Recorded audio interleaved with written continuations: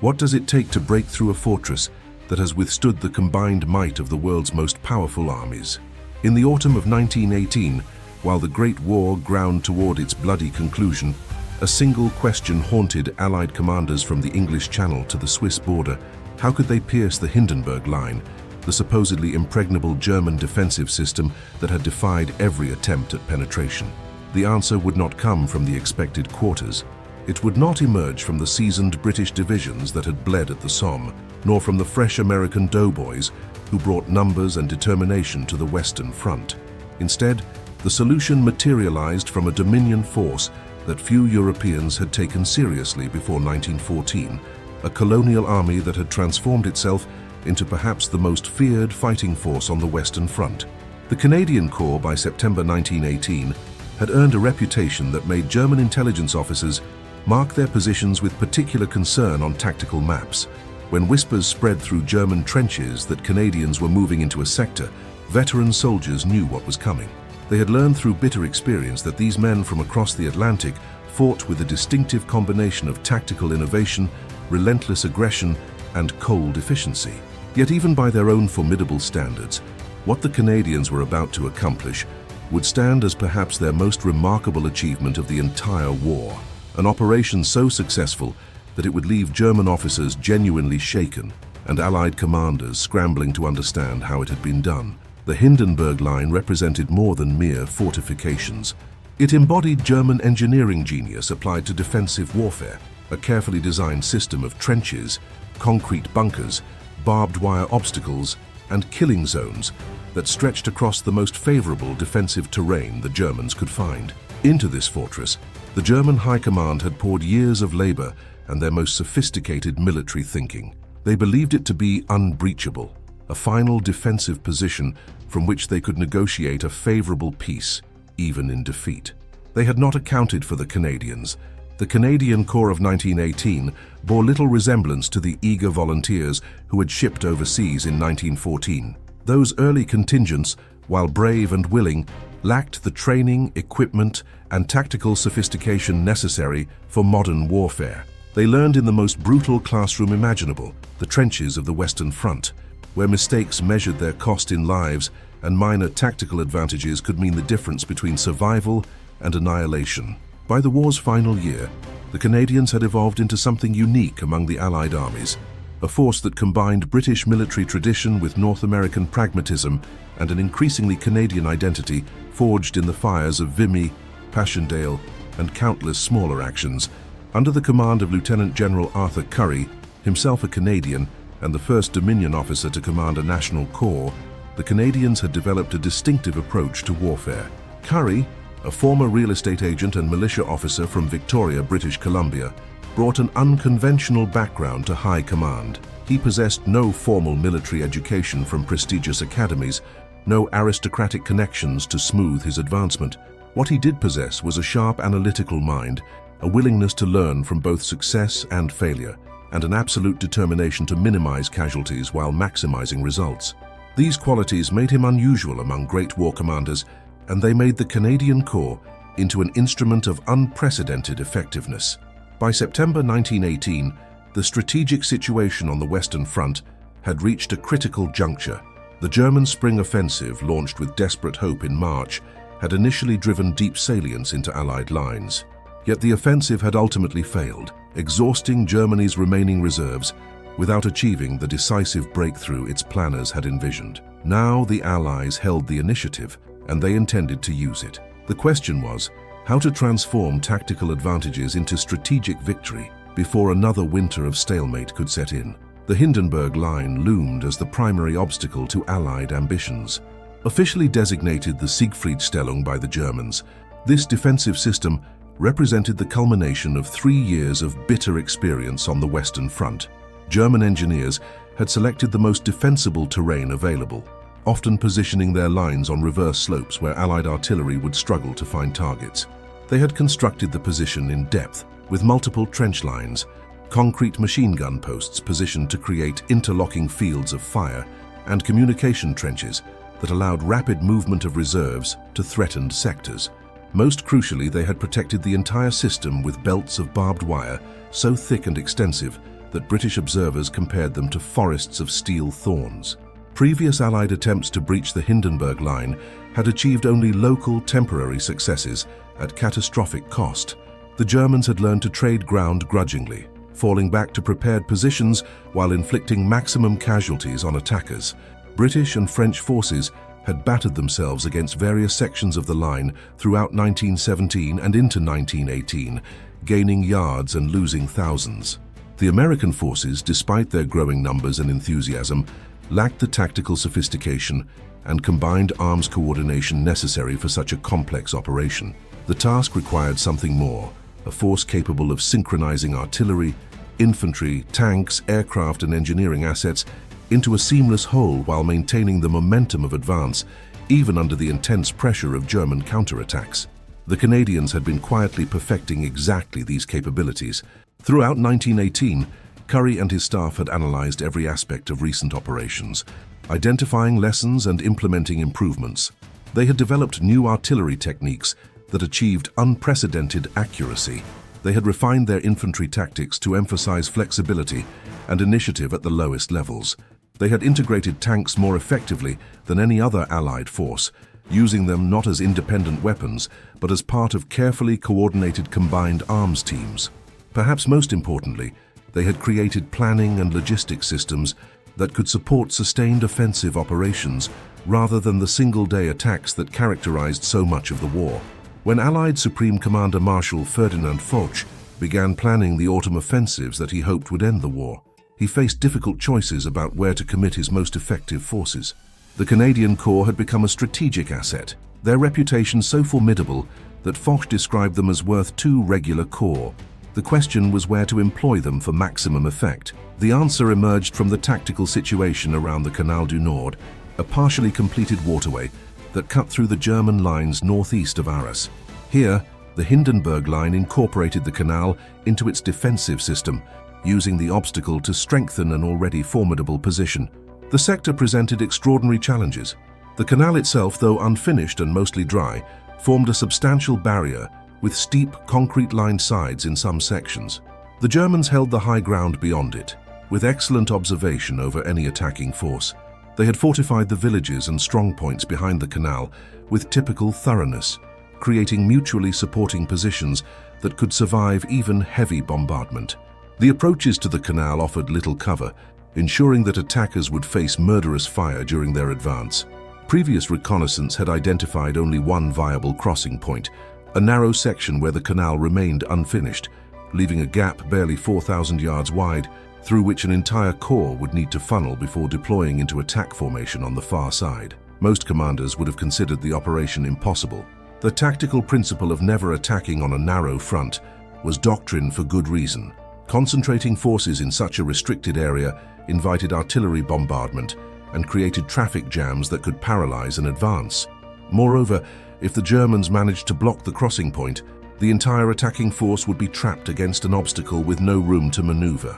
British General Headquarters expressed serious doubts about the feasibility of Currie's plan when he first proposed it. Yet Currie saw possibilities where others saw only problems. His analysis suggested that speed and coordination could overcome the apparent disadvantages of the narrow crossing. If the Canadians could get through the gap quickly enough and establish themselves on the far side before the Germans fully grasped what was happening, the very narrowness of the approach might work in their favor by concentrating combat power at the decisive point. The planning for the operation reflected the Canadian Corps' evolved approach to warfare. Every division received detailed orders that specified objectives but granted considerable latitude in execution. Artillery plans coordinated fire from hundreds of guns to support the advance while suppressing German positions. Intelligence sections compiled comprehensive information on German defenses, identifying strong points, artillery positions, and likely routes for German reinforcements. Engineer units prepared equipment and materials for consolidating captured ground. Medical services positioned to handle expected casualties efficiently. Supply officers calculated requirements and organized transportation. Nothing was left to chance that planning could control. The transformation of the Canadian Corps from colonial auxiliary to elite strike force had been neither quick nor easy. When war erupted in August 1914, Canada possessed only a tiny permanent military establishment, supplemented by poorly equipped militia units. The nation's initial contribution to the war effort came together through improvisation and determination rather than systematic planning. The first contingent sailed for Britain in October 1914. 30,000 volunteers crammed aboard a fleet of hastily requisitioned transports. They arrived to find a British military establishment uncertain what to do with these enthusiastic colonials, who seemed more American than British in their attitudes and informal discipline. The Canadians' first major battle, Second Ypres, in April 1915, revealed both their courage and their unpreparedness. When the Germans unleashed chlorine gas against French colonial troops, creating a gap in the Allied line, Canadian units found themselves thrust into a desperate situation with minimal support and obsolete equipment. They held their positions through sheer determination, suffering over 6,000 casualties in the process. The battle earned them respect, but also highlighted the steep learning curve ahead. The Ross rifle, a Canadian-designed weapon that jammed repeatedly in combat conditions, became emblematic of the gap between peacetime assumptions and battlefield reality. Canadian soldiers would eventually swap their Ross rifles for British Lee-Enfields scavenged from casualties, an unofficial but necessary adaptation that headquarters reluctantly accepted. Throughout 1915 and 1916, the Canadian Corps expanded and matured. New divisions formed and joined the originals in France. More importantly, the survivors of early battles became combat veterans who passed hard-won knowledge to reinforcements. The Corps began developing its own tactical innovations, often adapting British methods to suit Canadian circumstances and temperament. Junior officers learned to exercise initiative rather than waiting for orders from higher headquarters. Non-commissioned officers, drawn from the capable and survivable rather than the socially connected, formed the professional backbone of infantry battalions. The citizen soldiers who filled the ranks brought a North American pragmatism that questioned unnecessary traditions while embracing anything that improved effectiveness or survival. The Somme Offensive of 1916 provided brutal finishing school. Canadian divisions participated in the later stages of that catastrophic battle, learning both what to do and what to avoid. They observed how poor planning and rigid tactics produced massacres. They noted how artillery that failed to cut barbed wire or suppress machine guns doomed infantry to slaughter. They recognized that success required meticulous preparation, accurate intelligence, and flexible execution. These lessons shaped the Corps' institutional culture, creating an organization that valued competence over protocol and results over regulations. Vimy Ridge in April 1917 marked the coming of age. For the first time, all 4 Canadian divisions attacked together under unified command. Their assault aimed at capturing a position that had resisted French and British efforts for 2 years. The battle demonstrated how far the Canadians had evolved. Currie, then commanding the 1st Division, oversaw planning that incorporated every lesson learned since 1914. Artillery registration achieved unprecedented accuracy through sound ranging and aerial observation. Infantry trained on mock-ups of the German positions until every man understood his role. Engineers prepared to consolidate gains rapidly. When the attack launched on April 9th through sleet and snow, it succeeded beyond expectations. The Canadians captured the ridge and held it against counterattacks, suffering significant casualties, but achieving clear objectives through superior preparation and execution. Vimy became foundational to Canadian national identity, but it also established the Corps' military reputation. German intelligence officers noted the tactical sophistication displayed. Allied commanders recognized that the Canadians could be relied upon for difficult operations. Currie's promotion to Corps Command in June 1917 reflected this growing reputation, though his appointment generated controversy. British officers questioned whether a colonial with no professional military background could command a corps. Canadian politicians worried about casualties under an aggressive commander. Currie proved both groups wrong through a combination of careful planning and demonstrated results. The Nightmare of Passchendaele in autumn 1917 tested Currie's principles and the Corps' capabilities. Ordered to attack toward the village of Passchendaele through mud so deep that men and horses drowned in shell craters, Currie protested vigorously. He predicted 16,000 casualties for a tactically meaningless objective. His superiors insisted, and Currie obeyed while doing everything possible to minimize the butcher's bill. The Canadians captured Passchendaele, suffering approximately 15,000 casualties in the process, almost exactly what Curry had predicted. The battle reinforced his determination to never waste lives on poorly planned operations and strengthened his willingness to challenge questionable orders. By 1918, the Canadian Corps had become what one historian later called shock troops of the British Empire. They possessed advantages that extended beyond tactical skill. Unlike British divisions exhausted by years of attrition, the Canadians maintained their units at near full strength through a steady flow of reinforcements from Canada. Unlike the French army, still recovering from the mutinies of 1917, they maintained offensive spirit and confidence in their commanders. Unlike the Americans, still learning the basics of modern warfare, they combined experience with institutional knowledge accumulated through 4 years of innovation. Curry jealously guarded this asset, resisting attempts to break up the corps or distribute its divisions to other formations. He understood that its power derived not just from the quality of individual units, but from their cohesion as a national force, with shared experience and mutual confidence. The Corps' artillery had evolved into perhaps its most potent weapon. Moving beyond the rigid barrage techniques of earlier years, Canadian gunners had mastered sophisticated methods. Counter-battery work, using flash spotting and sound ranging to locate and destroy German artillery, achieved remarkable success rates. Creeping barrages, curtains of exploding shells that moved forward at predetermined rates for infantry to follow, reached new levels of precision. Most innovative was the development of predicted fire, calculating firing data mathematically rather than through ranging shots that warned defenders of impending attack. This allowed surprise bombardments that caught German positions unprepared. Infantry tactics had similarly advanced. Gone were the rigid waves that had characterized early war attacks. Canadian infantry now operated in small groups, using fire and movement to advance through enemy positions.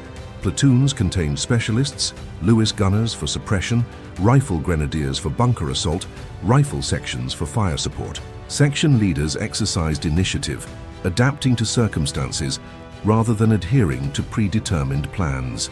This tactical flexibility, combined with thorough rehearsal and clear objectives, produced a force capable of sustained offensive action rather than single-day attacks that exhausted themselves against the first obstacle. Supporting arms integration completed the picture.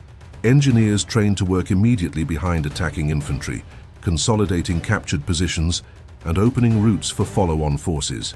Machine gun units positioned to suppress German positions and break up counterattacks. Tanks, despite their mechanical unreliability, were incorporated into plans with realistic expectations about their capabilities and limitations. Aircraft provided reconnaissance and ground attack support, coordinated through increasingly effective communication systems. Medical services positioned to minimize time between wounding and treatment, improving survival rates, and demonstrating to soldiers that the system valued their lives. This evolution had not occurred spontaneously. It reflected conscious institutional development, driven by commanders who studied their profession seriously. Curry and his divisional commanders, men like Arthur Curry, Louis Lipset, and Frederick Loomis, formed an effective team. They conducted formal lessons learned reviews after every significant action. They borrowed shamelessly from other armies, adopting whatever worked regardless of source. They emphasized training at all levels, ensuring that knowledge reached frontline units. They fought bureaucratic battles to secure the resources their plans required.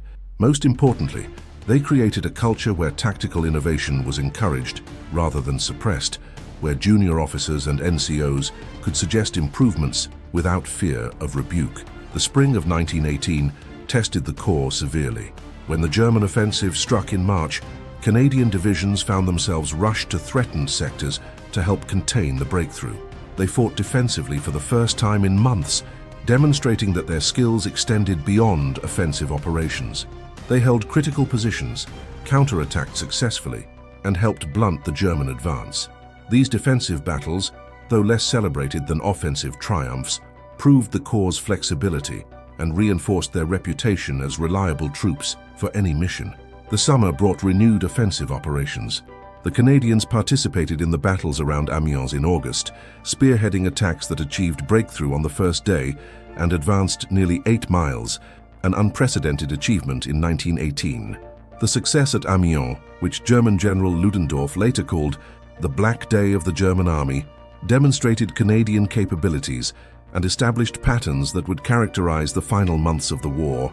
The Corps had become an instrument for achieving decisive results, capable of breaking through prepared defenses and exploiting success. The Canadian approach to warfare in 1918 embodied several themes that distinguished them from other armies and helps explain their remarkable success. Understanding these concepts illuminates not just what happened at Canal du Nord, but why the Canadians succeeded where others had failed. Firepower before maneuver represented the first principle. Currie absolutely refused to sacrifice lives unnecessarily. He insisted that artillery and machine guns do the maximum possible killing before infantry advanced. This contrasted sharply with earlier British doctrine that emphasized infantry assault as the decisive element. Currie inverted the relationship. In his conception, artillery destroyed enemy positions and broke up defensive organizations, while infantry advanced to occupy ground the guns had already won. This approach required unprecedented coordination between artillery and infantry, with gunners understanding infantry needs and infantrymen trusting that the barrage would protect them. The emphasis on firepower extended beyond artillery. The Canadian Corps concentrated machine guns far more heavily than other formations. They positioned Vickers guns to deliver sustained indirect fire like miniature artillery pieces, creating beaten zones that made German movement suicidal. They distributed Lewis guns liberally at platoon level for immediate fire support. They integrated trench mortars for short-range bombardment of strongpoints. This created a storm of fire through which enemy defenders struggled to operate effectively. The philosophy represented a distinctly Canadian approach to the problem of trench warfare. While some armies glorified the infantry charge and celebrated courage under fire, Currie viewed such attitudes as wasteful romanticism. His goal was not to demonstrate Canadian bravery, which he considered self-evident, but to win battles while preserving Canadian lives. If artillery could destroy German positions from a distance, why send infantry into machine gun fire?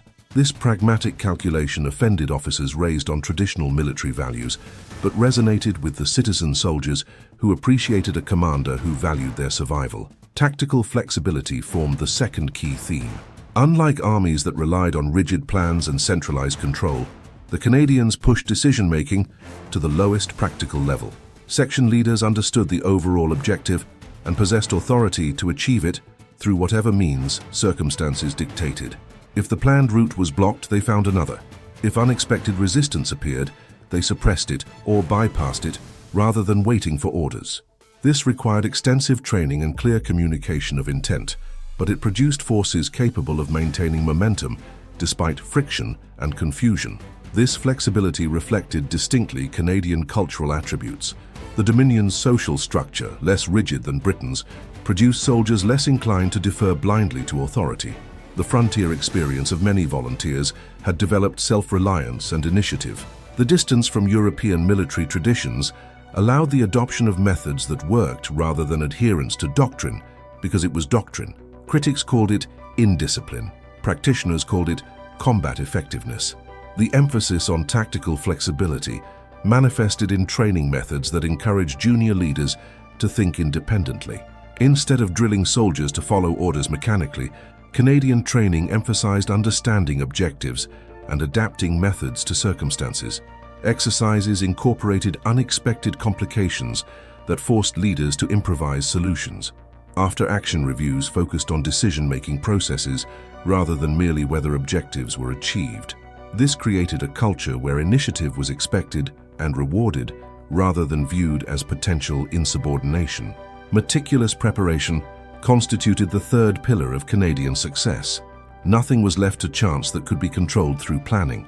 Before major operations, infantry rehearsed on taped courses that replicated German positions. Artillery registered on key targets using predicted fire to avoid revealing intentions. Engineers stockpiled materials at forward positions.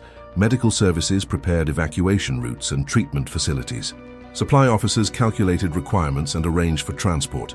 Intelligence sections compiled detailed information on enemy dispositions and capabilities. This preparation extended to the smallest details. Assault troops received maps showing their objectives and known obstacles. NCOs studied aerial photographs to familiarize themselves with terrain. Signalers positioned communication equipment to maintain contact during the advance. Pioneers prepared equipment for consolidating captured positions. The goal was to eliminate as much uncertainty as possible before battle commenced, reducing the operation to execution of a thoroughly understood plan. The Canadian approach to preparation stood in marked contrast to the improvisation that characterized some Allied operations.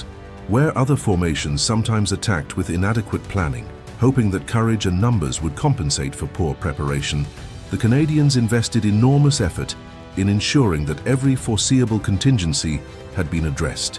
This methodical approach sometimes frustrated higher headquarters, eager for rapid action, but it consistently produced superior results at lower cost. Combined arms coordination formed perhaps the most sophisticated aspect of Canadian tactical practice. They understood that modern warfare required synchronizing multiple weapon systems to achieve effects greater than the sum of their parts. Artillery suppressed defenders while infantry advanced. Tanks provided mobile firepower and psychological shock. Machine guns protected flanks and broke up counterattacks. Engineers enabled continued movement. Aircraft provided intelligence and attacked targets beyond artillery range. Success required that all these elements work together, according to a common plan with precise timing. The Canadians had developed this capability through hard experience and systematic study. They conducted combined arms exercises during rest periods, ensuring that infantrymen understood what tanks could and could not do, that gunners knew how to support advancing troops, that engineers knew when their services would be required. They established liaison procedures so that different arms could communicate effectively during battle. They created command structures that facilitated coordination rather than protecting organizational prerogatives. The integration of tanks deserves particular attention. Many armies struggled to employ tanks effectively, either expecting too much or dismissing them as unreliable novelties. The Canadians achieved a balanced perspective. They recognized tanks' value for suppressing strong points and breaking wire obstacles, but they did not depend on tanks for success. Infantry learned to work with tanks when available, and without them when mechanical failures or terrain rendered them unavailable. This realistic approach maximized tanks' contribution while preventing the paralysis that affected operations that depended entirely on temperamental machines. Innovation and adaptation constituted a fifth characteristic theme. The Canadian Corps never stopped learning. After every action, from major offensives to small raids, they conducted reviews to identify successes and failures. Techniques that worked were documented and disseminated. Methods that failed were abandoned regardless of doctrine or tradition. This created an institutional culture of continuous improvement, where the question was always, what works, rather than, what are we supposed to do? This adaptability manifested in countless ways. When tanks proved vulnerable to German anti-tank weapons, Canadians developed new tactics for tank infantry cooperation. When German elastic defense in-depth tactics reduced the effectiveness of preparatory bombardments, Canadian gunners refined counter-battery techniques and developed methods for engaging targets throughout the German defensive zone. When coordination problems emerged between advancing units, they improved communication procedures and liaison arrangements. The Corps functioned as a learning organization, constantly evolving in response to battlefield realities. The culture of innovation extended throughout the organization, not just among senior officers. Junior leaders contributed observations and suggestions based on their battlefield experience. Technical specialists experimented with new equipment and techniques. Even individual soldiers devised local solutions to tactical problems that sometimes found wider application. This bottom-up innovation complemented top-down institutional learning, creating an organization that adapted rapidly to changing circumstances. National identity increasingly shaped the Corps' character. While the Canadians fought as part of the British Empire and under overall British command, they had developed a distinct sense of themselves as Canadians rather than colonials. Vimy Ridge particularly contributed to this identity, becoming a national foundation myth even before the war ended. The Corps' battlefield success reinforced pride in Canadian capabilities and institutions. This national consciousness affected how soldiers saw themselves and their mission, fighting not just for the Empire, but for Canada's place in the world. Currie embodied and encouraged this Canadian identity. Unlike some Dominion officers who aped British attitudes and mannerisms, he remained distinctly Canadian in bearing and approach. He fought for Canadian interests within the Imperial command structure. He resisted British attempts to use the Corps as a fire brigade, rushed from crisis to crisis. He insisted that Canadian achievements be recognized as Canadian rather than subsumed into broader British narratives. This assertiveness extended beyond mere pride. It reflected his conviction that the Corps' effectiveness depended partly on soldiers' belief that they fought for their own nation under their own commander. The development of national identity within the Corps paralleled broader Canadian political evolution. The Dominion entered the war automatically when Britain declared war, having no independent foreign policy. By 1918, Canadian political leaders increasingly asserted the right to independent voice in imperial affairs, arguing that Canada's massive contribution to the war effort entitled it to recognition as more than a mere colony. The Corps' battlefield achievements provided tangible evidence supporting these political claims. When Prime Minister Robert Borden insisted on separate Canadian representation at peace negotiations, the combat record of the Canadian Corps formed part of his argument. The final thematic element was professionalism in its truest sense.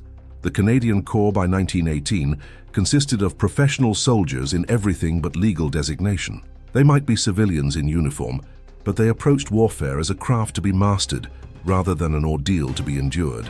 They studied tactics, weapons, and enemy capabilities. They trained rigorously and continuously.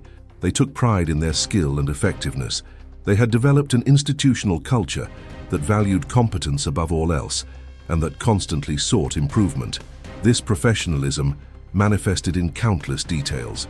Weapons were maintained meticulously. Drills were practiced until they became automatic. Orders were clear and detailed. Preparations were thorough. Execution was disciplined. The amateur enthusiasm of 1914 had been replaced by the quiet confidence of experienced professionals who knew their business and trusted their comrades. This transformation from civilian to professional soldier in the span of a single war represented one of the Canadian Corps' most remarkable achievements. The professional ethos extended to ethical conduct. Despite their effectiveness as combat soldiers, the Canadians generally maintained discipline regarding civilians and prisoners. War crimes occurred less frequently than in some other armies. Prisoners were usually treated according to the laws of war. Civilians in liberated territory received protection rather than exploitation. This combination of combat effectiveness and ethical conduct enhanced the Corps' reputation and demonstrated that professionalism encompassed more than tactical skill. When Currie examined the Canal du Nord sector in late August 1918, he saw problems that would have deterred most commanders. The tactical challenges were obvious and severe, yet he also saw opportunities, and he possessed confidence that his Corps could solve problems that would defeat less capable formations. His plan for breaching the Hindenburg Line at Canal du Nord represented innovative military problem-solving at its finest, combining audacity with meticulous calculation. The fundamental challenge was the canal itself. Intelligence indicated the Germans expected any attack to come south of the obstacle, where terrain was more favorable and approach routes more numerous. German defenses concentrated accordingly, with strongest positions covering those approaches. Currie proposed instead to attack across the unfinished section, where the canal's incomplete state offered a crossing point, but where the narrow front seemed to preclude major operations. This achieved surprise by attacking where the Germans thought attack impossible. The narrowness of the crossing, 4,000 yards through which 4 divisions would need to pass, seemed the plan's greatest vulnerability. Currie transformed it into an advantage through detailed choreography. Units would cross in sequence according to a precise timetable, each moving through the gap to deploy into assault formation on the far side. The key was speed and coordination. If divisions crossed quickly enough, they would be through before Germans could concentrate artillery on the bottleneck. Once across, they would fan out rapidly, attacking on a broad front that prevented the Germans from containing the penetration. This solution required capabilities that few armies possessed. It demanded precise timing so units did not bunch up at the crossing. It required reliable communications so that deviations from the plan could be identified and corrected immediately. It necessitated supreme confidence that subordinate commanders would execute their roles without constant supervision from headquarters. Most critically, it presumed that attacking units would maintain momentum despite resistance, pushing forward to create space for units behind them rather than pausing to consolidate gains. The choreography Currie designed was intricate but logical. The 1st and 4th Divisions would cross first, advancing through the gap and then wheeling to attack Bourlon Wood and the high ground commanding the surrounding area. The 3rd Division would follow, passing through and attacking northward toward Fontaine-Notre-Dame. Behind them, the 2nd Division would remain in reserve, ready to exploit success or reinforce threatened sectors. Each division's route was planned in detail, with specific crossing times and deployment areas designated. Traffic control parties would manage the flow through the bottleneck, preventing congestion while maintaining speed. Artillery preparation embodied another innovative solution. Rather than the prolonged bombardments that characterized earlier offensives, Currie planned a short but extremely intense preliminary barrage. Canadian and British artillery would deliver predicted fire on known German positions in the hour before dawn, achieving surprise while disrupting German defenses and communications. The barrage would then shift to a creeping pattern, moving forward at a rate infantry could follow while targeting specific strongpoints that intelligence had identified. Counter-battery fire would simultaneously suppress German artillery, reducing the defenders' most dangerous response. This approach balanced competing requirements. A long bombardment alerted defenders and allowed them to bring up reserves, but inadequate preparation left attacking infantry vulnerable to intact defenses.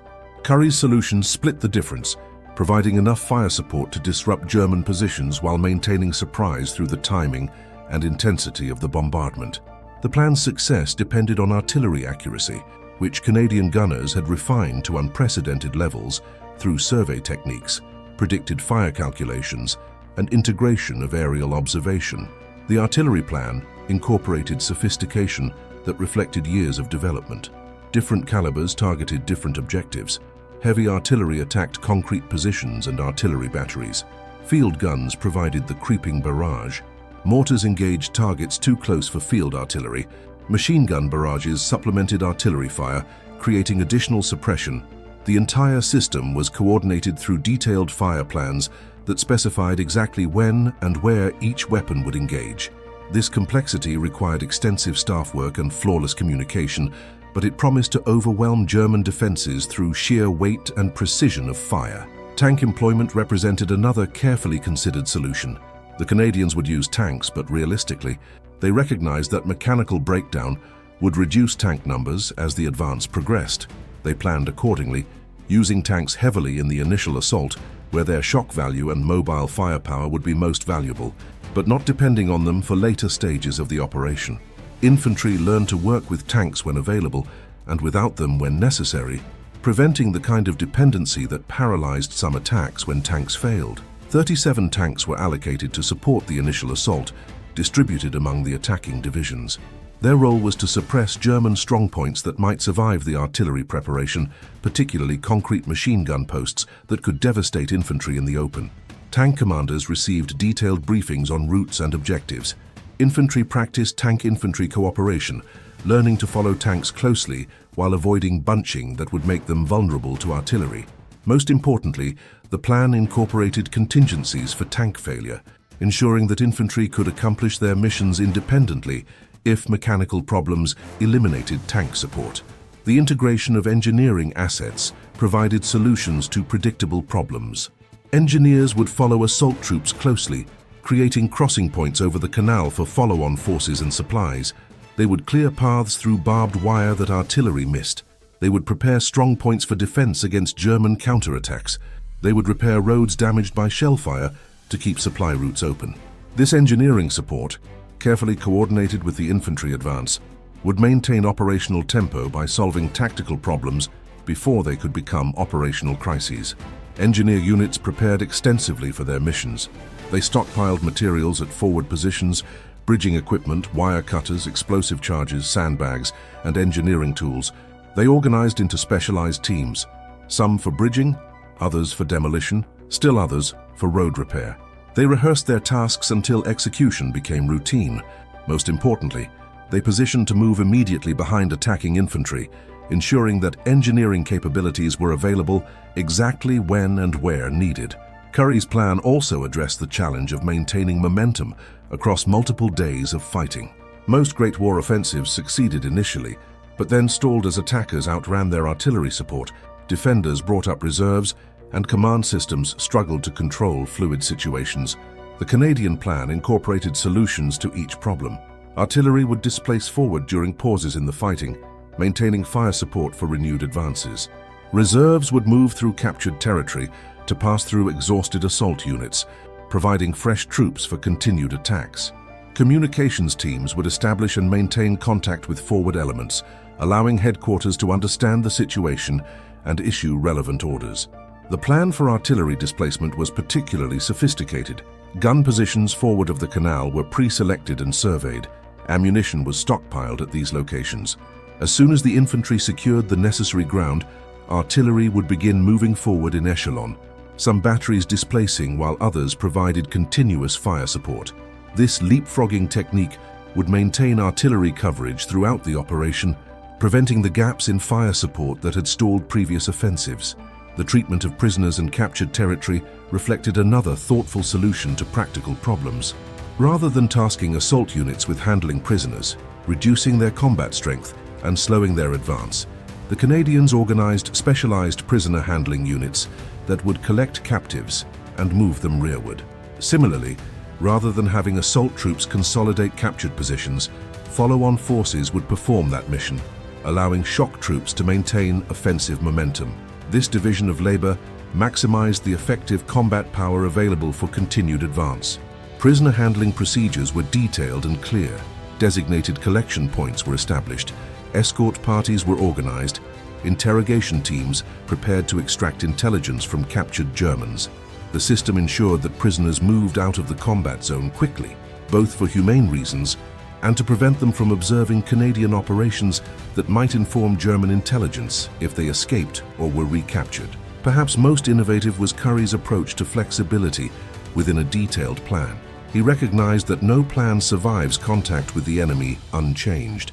His solution was to clearly communicate intent and objectives to subordinate commanders, while granting them authority to achieve those objectives through whatever means circumstances required. Divisions received mission-type orders, specifying what needed to be accomplished, but not prescribing exactly how. This allowed commanders to adapt to developing situations without waiting for guidance from Corps headquarters, maintaining initiative even when communications failed or situations evolved unexpectedly. This command philosophy, now called mission command, or off-tracks tactic, was unusual among Allied armies in 1918. Most formations relied on detailed orders and centralized control, with subordinate commanders expected to follow instructions rather than exercise independent judgment. Currie's approach assumed competence and initiative at all levels, trusting divisional and brigade commanders to make appropriate decisions based on their understanding of the overall plan and current circumstances. This required extensive prior coordination so that everyone understood the objectives and constraints, but it produced operations capable of adapting to friction and unexpected developments. The logistics solution was equally sophisticated. Currie's staff calculated requirements for ammunition, supplies, and medical services, then organized transport and distribution systems to meet those needs. They positioned supply dumps at locations that would be accessible as the advance progressed. They established casualty clearing stations at appropriate intervals. They arranged for engineering equipment and construction materials to be available when needed. This logistical preparation reflected understanding that tactical success depended on sustained support, and that support required planning as detailed as the combat operations themselves. Ammunition requirements alone were staggering. The artillery preparation and subsequent support would consume hundreds of thousands of shells.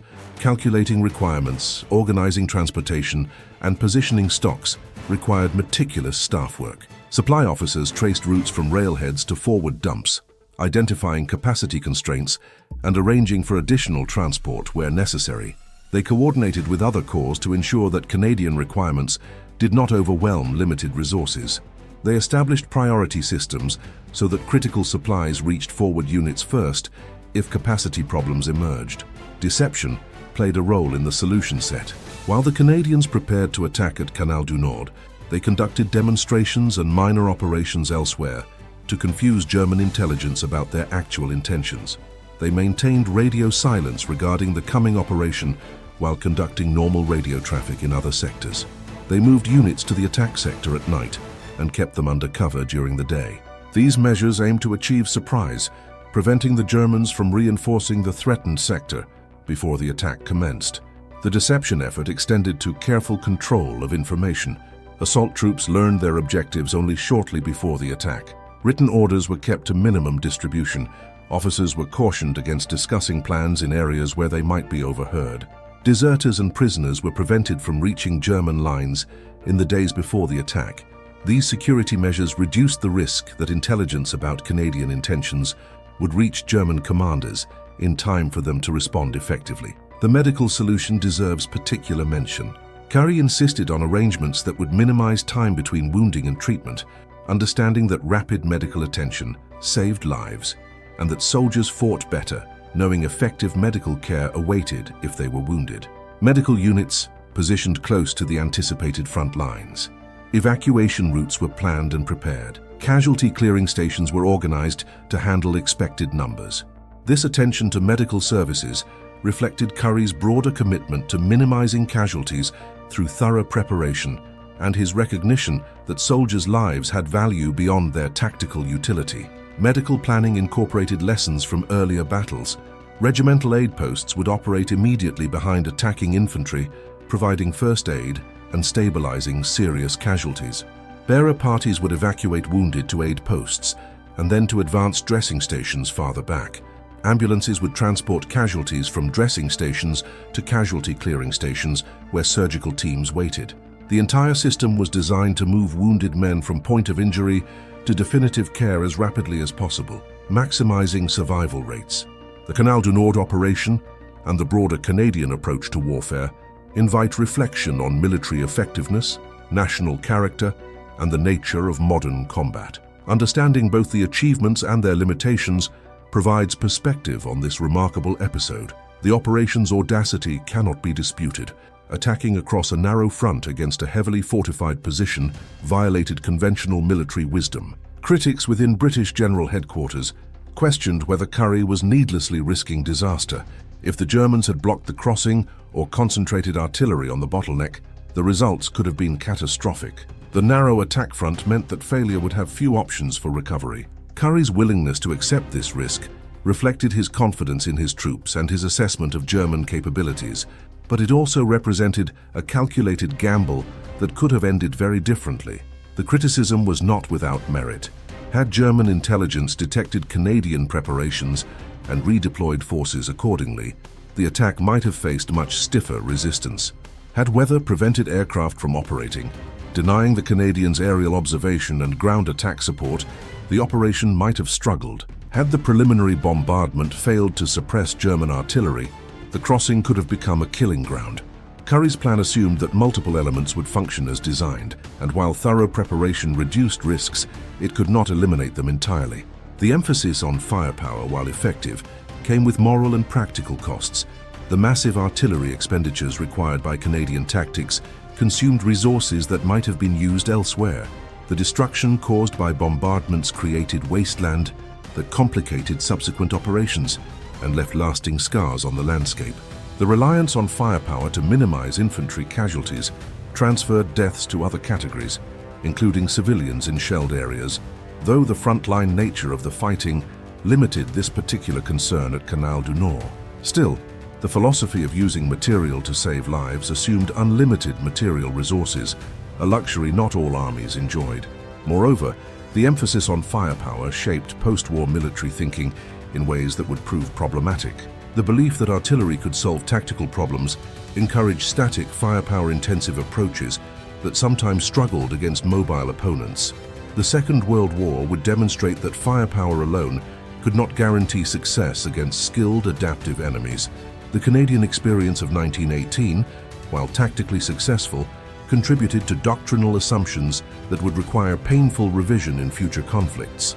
The Canadian Corps' effectiveness derived partly from advantages unavailable to other formations.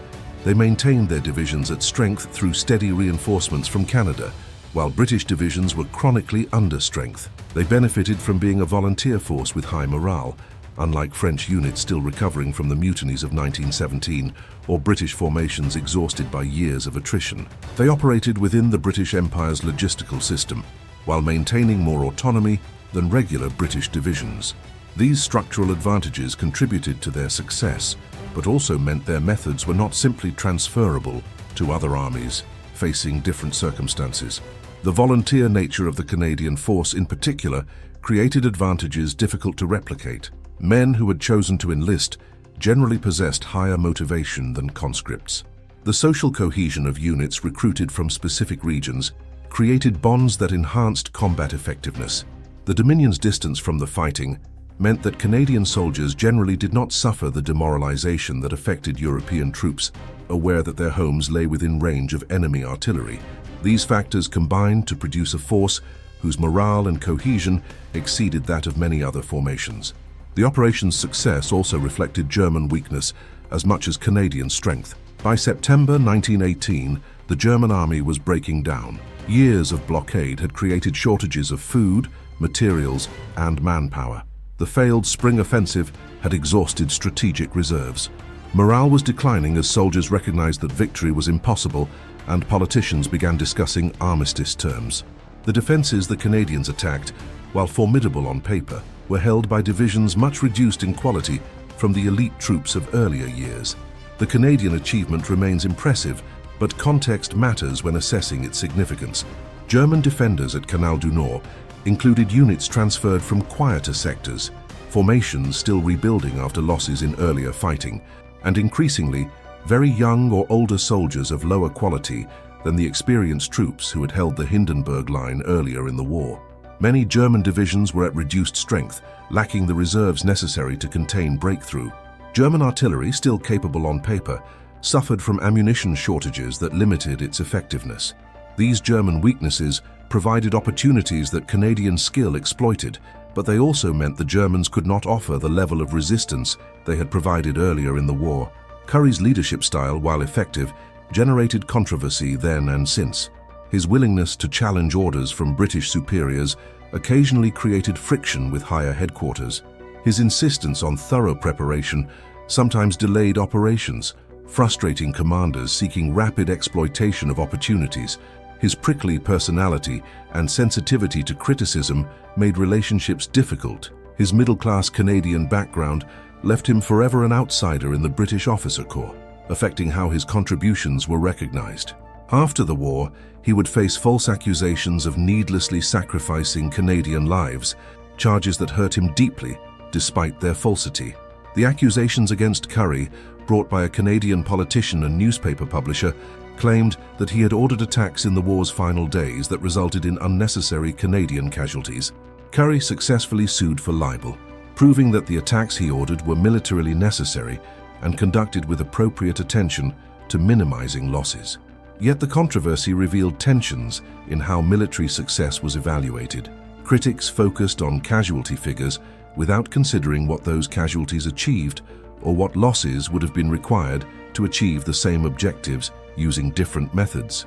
The national identity component of Canadian success raises uncomfortable questions about the relationship between nationalism and military effectiveness.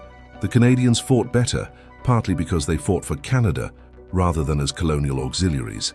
This suggests that national consciousness enhanced military performance, yet nationalism in the early 20th century also fueled the imperial rivalries and alliance systems that made the war possible. The same sentiment that made Canadians effective soldiers contributed to the broader catastrophe. This paradox admits no easy resolution. The development of Canadian national identity through military achievement created a foundation myth that emphasized battlefield prowess. This narrative, while based on genuine accomplishment, risked glorifying war and military values in ways that could be problematic. Post-war Canada would struggle to balance pride in the Corps' achievements with recognition of war's essential tragedy. The tension between honoring sacrifice and avoiding militarism would shape Canadian political culture throughout the 20th century. The professionalization of the Canadian Corps represented both achievement and tragedy. These citizen soldiers had mastered the art of industrial warfare, becoming as skilled at killing as any force in history. They had learned to function in the most terrible environment human beings had yet created, maintaining discipline and effectiveness amid conditions that broke many men mentally and physically. This represented a kind of human triumph, proof of adaptability and resilience. Yet it was a triumph purchased at enormous cost in death, wounds, and psychological trauma. The skills so painfully acquired became largely useless in peacetime, and many veterans struggled to readjust to civilian life after years of combat. The psychological cost of creating effective soldiers deserves particular attention. Men trained to kill efficiently, conditioned to function amid horror and shaped by years of combat, could not simply return to peacetime society unchanged. Many veterans experienced what would later be called post-traumatic stress disorder, suffering nightmares, anxiety, and difficulty maintaining relationships. Some turned to alcohol or other substances to manage psychological pain. Some struggled with unemployment or homelessness.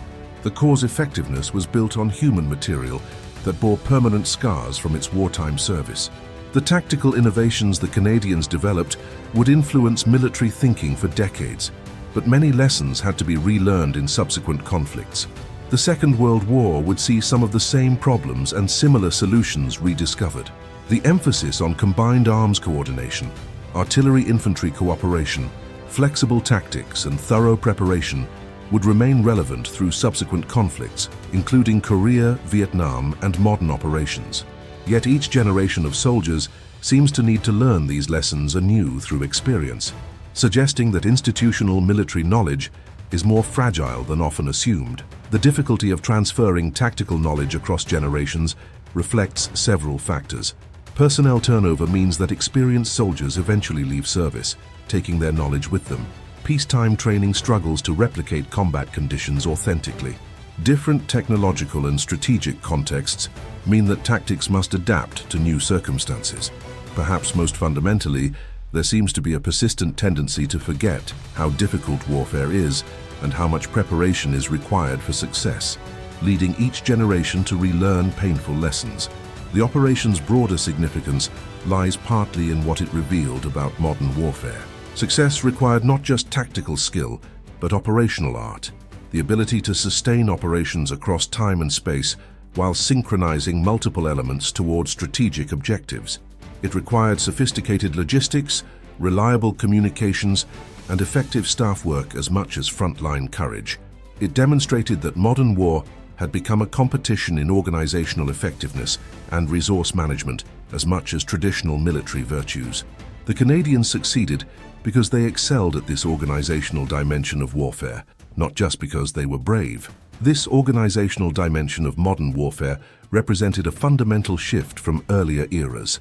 The romantic ideal of warfare as individual combat between warriors gave way to industrial-age reality of warfare as organized violence requiring coordination of complex systems.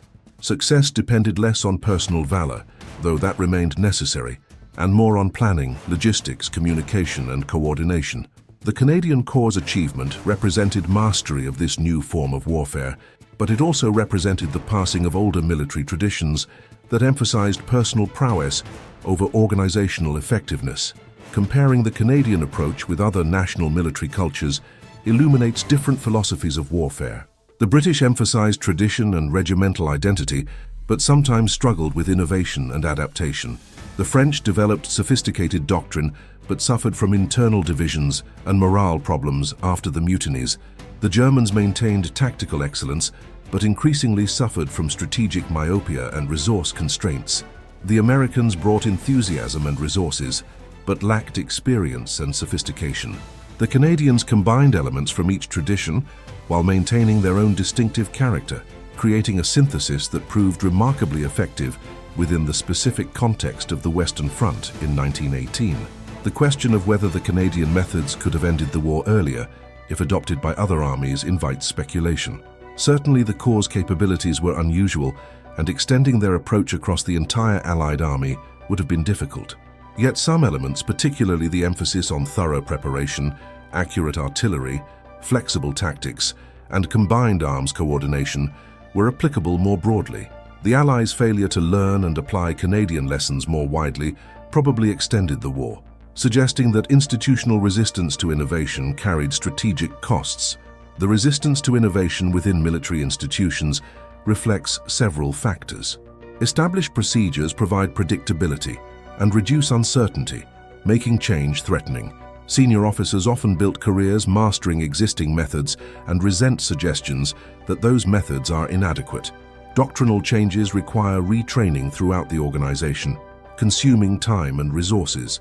Perhaps most fundamentally, military organizations tend toward conservatism because battlefield mistakes cost lives, making untested innovations dangerous.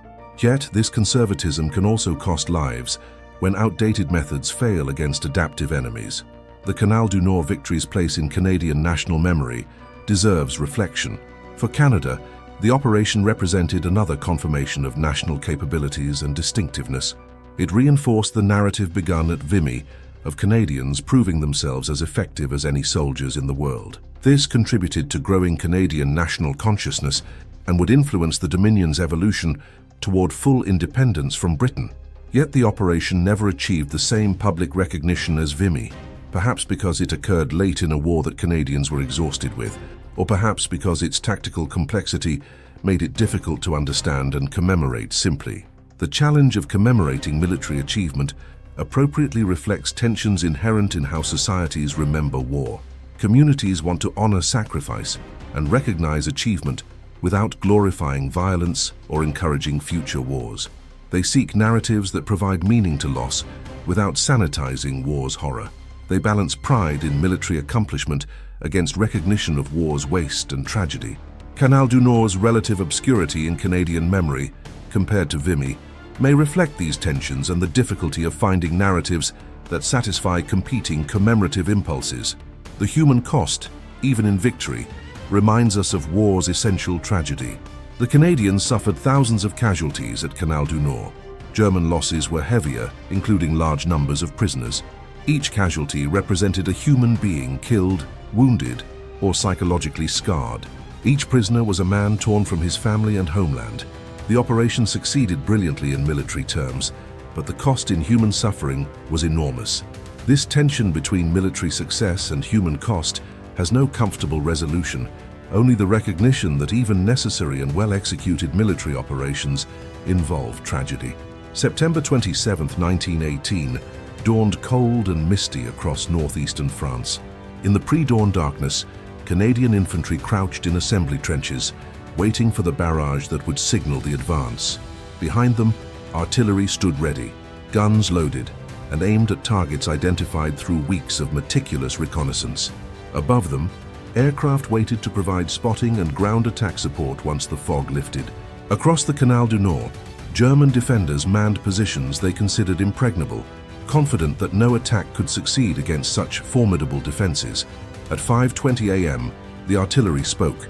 The sudden hurricane of shells crashed onto German positions with carefully calculated fury. Counter-battery fire sought out German guns, suppressing their ability to respond. High explosive and shrapnel raked trenches and strongpoints. The Germans, caught by surprise, struggled to organize a response as their communication systems broke down under the bombardment. 20 minutes later, Canadian infantry emerged from their trenches and advanced toward the canal. They moved quickly, crossing the open ground in small groups that presented difficult targets for the German machine gunners who survived the barrage. The creeping barrage moved ahead of them, a protective curtain of explosions that suppressed defenders and forced them to take cover. Tanks rumbled forward in support, their appearance adding to German confusion and panic. The crossing of the canal proceeded with remarkable smoothness, despite the congestion inherent in funneling 4 divisions through a narrow gap. Units moved through in sequence according to the predetermined timetable, each quickly deploying into assault formation once across. The Germans attempted to concentrate artillery on the crossing, but found their batteries targeted by Canadian counter-battery fire that had located them through weeks of patient observation. The few German shells that fell on the crossing caused casualties, but could not stop the flow of troops. On the far side of the canal, Canadian divisions fanned out and attacked their objectives. The 1st and 4th Divisions struck toward Bourlon-Wood and the high ground beyond. The 3rd Division advanced on Fontaine-Notre-Dame. Resistance varied. Some German positions fought stubbornly, requiring time and firepower to overcome. Others surrendered quickly, their defenders shocked by the speed and coordination of the assault. The Canadian advantage in training, preparation, and combined arms coordination became decisive as defenders struggled to respond to an attack that seemed to come from everywhere at once. By the end of the first day, the Canadians had advanced 5 miles, captured thousands of prisoners, and breached the Hindenburg Line at a cost significantly lower than earlier operations against similar objectives. The narrow crossing, far from becoming a death trap, had concentrated Canadian combat power at the decisive point. The Germans, expecting attack elsewhere, had been unable to shift reserves quickly enough to contain the penetration. The following days saw continued Canadian advances as they exploited their breakthrough. Fresh divisions passed through exhausted assault units to maintain momentum. German counterattacks were beaten back with heavy losses. Artillery displaced forward to provide continued fire support. The careful planning that preceded the operation paid dividends as the Canadians overcame problems and adapted to circumstances while maintaining pressure on the retreating Germans. German officers who witnessed the Canadian assault struggled to understand what had happened. The speed of the advance, the coordination of different arms, the ability to maintain momentum despite resistance, all suggested capabilities they had not encountered from British forces. Intelligence reports noted the presence of Canadian units with concern, recognizing that these troops represented an exceptional threat. Some German officers openly admitted that Canadian infantry had accomplished what British and American troops had failed to achieve, breaching defenses they had considered unassailable. One captured German officer, interrogated shortly after the battle, expressed bewilderment at the speed and coordination of the Canadian attack. He had expected the usual pattern of attacks on the Western Front, lengthy preliminary bombardment alerting defenders, followed by infantry assault that could be contained and counterattacked. Instead, the Canadians had achieved surprise, crossed the canal before he fully understood what was happening, and overwhelmed his positions through combined arms coordination he had not believed possible. His testimony, recorded in Canadian intelligence summaries, captured the shock felt throughout German units that faced the Corps that autumn. The Canal du Nord operation contributed to the cascade of German defeats in autumn 1918 that finally convinced the German High Command that the war was lost. The breaching of the Hindenburg Line removed the last defensible position on the Western Front. German armies fell back toward the border in increasingly disorganized retreats. Political crisis engulfed Germany as military defeat became undeniable. 7 weeks after the Canadians crossed the canal, the armistice ended the fighting. For the Canadian Corps, Canal du Nord represented perhaps their finest hour, a vindication of their methods and capabilities. They had solved a seemingly impossible problem through innovation, preparation, and superior execution. They had demonstrated that colonial troops could not only match European armies, but exceed them in tactical sophistication and operational effectiveness. They had proven that careful planning, thorough preparation, and flexible execution could overcome formidable obstacles while minimizing casualties. The victory carried profound implications beyond its immediate tactical and operational significance. It demonstrated that modern warfare rewarded professional military excellence more than traditional martial qualities. It showed that citizen soldiers, properly trained and led, could master the complex art of industrial warfare. It proved that innovation and adaptation were more valuable than adherence to doctrine and tradition. It illustrated that nationality mattered, that Canadian identity contributed to military effectiveness in ways that transcended simple morale factors. The men who crossed the Canal du Nord that September morning had come a long way from the eager volunteers of 1914. They had been forged into professionals through 4 years of the most intensive military experience imaginable. They had learned their craft in the hardest school, paying for education with the lives of comrades and their own blood. They had developed an institutional culture that valued competence, innovation, and effectiveness above all else. They had become perhaps the most formidable fighting force on the Western Front. Yet they remained at their core Canadian citizen soldiers who wanted nothing more than to go home. The skills they had mastered were skills they had never wanted to learn. The effectiveness they had achieved was effectiveness in dealing death and destruction. Their success came not from love of war, but from determination to end the war through victory, allowing them to return to the peaceful lives they had left behind. This paradox defines the Canadian Corps' achievement. They became superlative soldiers precisely because they had never wanted to be soldiers at all. The Canal du Nord operation stands as testament to what can be achieved through professional excellence, careful planning, innovative thinking, and determined execution. It demonstrates that tactical problems, however daunting, admits solutions when approached systematically by capable people willing to question assumptions and embrace innovation. It shows that institutional cultures that value competence, encourage initiative, and learn from experience produce results superior to those achieved by organizations bound by tradition and hierarchy. For Germany, the Canadian achievement at Canal du Nord symbolized the broader failure of defensive warfare in 1918. Despite years of effort and engineering genius invested in the Hindenburg Line, it had been breached in a single day by an opponent who brought superior preparation, coordination, and tactical skill to bear at the decisive point. The implications extended beyond military defeat to represent a failure of the entire German war effort. The soldiers who had held the line through years of battle had been overwhelmed by an enemy who had learned and adapted faster than they could. The broader strategic situation in autumn 1918 meant that Canal du Nord's significance was both immense and limited. Immense because it contributed to the final defeat of Germany and demonstrated conclusively that the Hindenburg Line could not save the German war effort.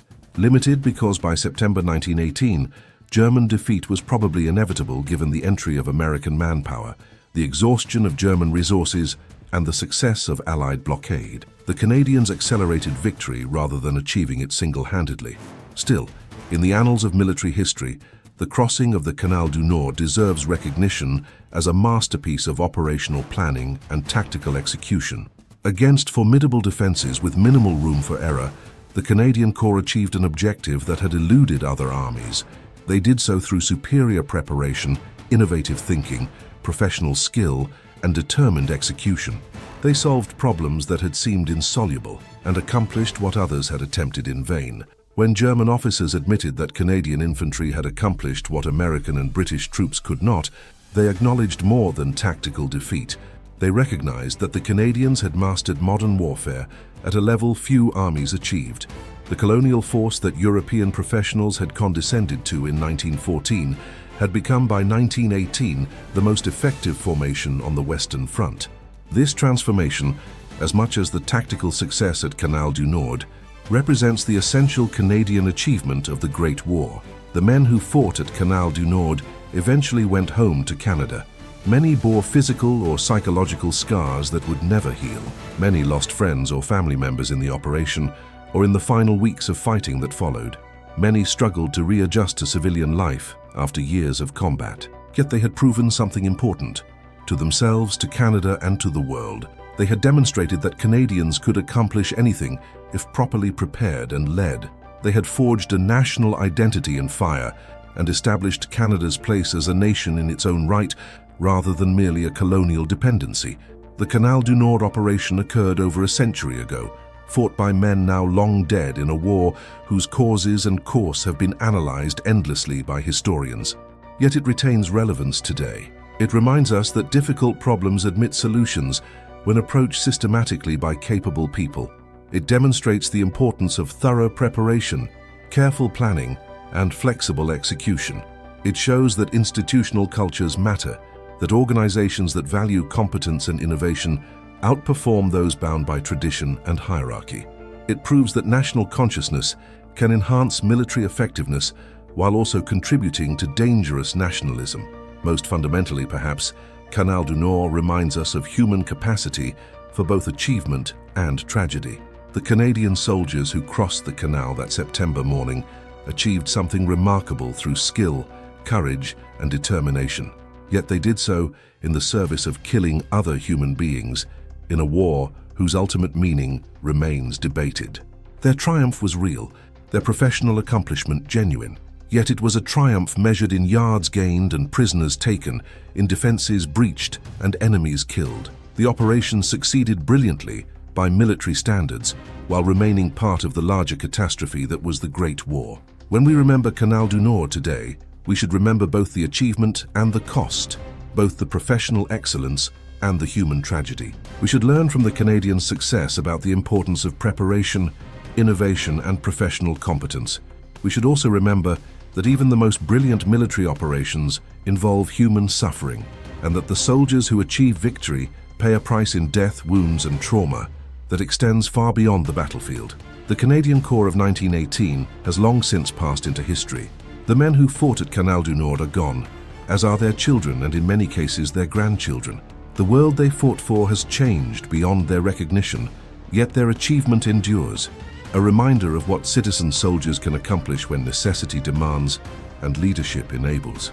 They crossed an uncrossable obstacle, breached an impregnable defense, and accomplished what others had attempted in vain. In doing so, they earned a place in military history and helped forge a national identity that continues to shape Canada today. That identity, built partly on battlefields like Canal du Nord, encompasses both pride and caution. Pride in Canadian capabilities and achievements, recognition that Canadians can compete with anyone when circumstances demand. Caution, born of understanding the costs of war and determination to avoid unnecessary conflicts. The Canadians who fought at Canal du Nord were professionals in every sense, masters of their deadly craft. Yet they were professionals who never wanted to be soldiers and who returned eagerly to civilian life when the war ended. That combination of competence and reluctance, of professional skill and citizen soldier values, defines the Canadian military tradition established in the Great War. When German officers expressed shock at what Canadian infantry accomplished at Canal du Nord, they recognized something more than tactical surprise. They acknowledged that these colonials from across the Atlantic had mastered modern warfare in ways that challenged European military establishments. They admitted that professional excellence mattered more than tradition, that innovation trumped doctrine, that competence defeated pedigree. The Canadians had proven that war in the industrial age rewarded organizational effectiveness and professional skill above traditional military virtues. In doing so, they helped write the future of warfare while also helping to end the war that had consumed the world for 4 terrible years. The lessons of Canal du Nord echo across the decades since.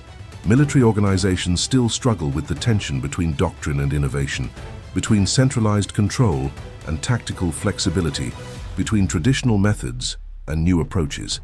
The Canadian solution, emphasizing thorough preparation, combined arms coordination, flexible execution and mission command, remains relevant to contemporary military challenges.